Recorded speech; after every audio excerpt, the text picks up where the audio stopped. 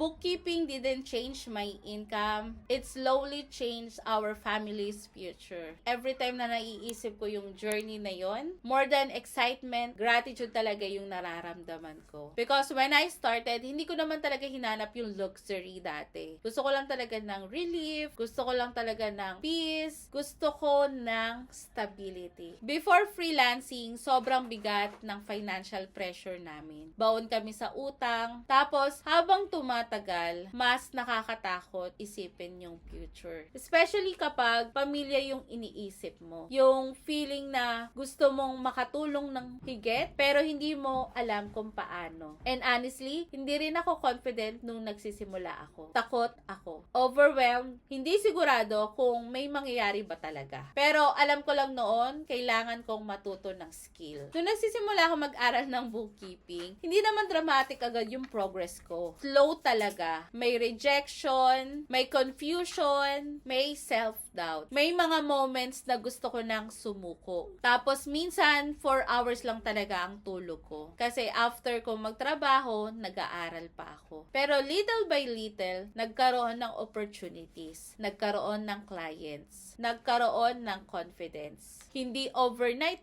hindi mabilis. Pero consistent. At eventually, unti-unting nagbago ang buhay namin. Nagkaroon kami ng mas stable na income, naging mas flexible ang oras, mas may peace mentally. Nakabili kami ng house and lot, nagkaroon din kami ng sasakyan, ng motor, at nakapag-build kami ng agency. And honestly, hindi ko tinitingnan yung mga bagay na yon as success symbol. For me, reminder sila na God can change situations slowly through faithful small steps. One thing that I realized through this journey is sometimes one practical skills can quietly change the entire direction of your family. Not instantly, but gradually. Through opportunities, through confidence, through consistency. And minsan, nakakalimutan na natin how powerful that is. Kasi online, madalas dramatic success stories yung nakikita natin. Pero real life transformation usually happens slowly. Tahimik, step by step, encouragement. So, if ikaw yung taong nag-aaral ngayon habang pagod, habang scared, habang hindi sure sa sarili, I just want to encourage you, your current season is not automatically your permanent future. And kahit maliit pa yung progress mo ngayon, you never fully know what those small consistent efforts can eventually create for you, for your children, for your family. Sometimes that one small decision you can learn a skill can quietly change more lives than you realize. And maybe the future you're praying for is slowly being built through that small things you're doing today. Even if hindi mo pa fully nakikita,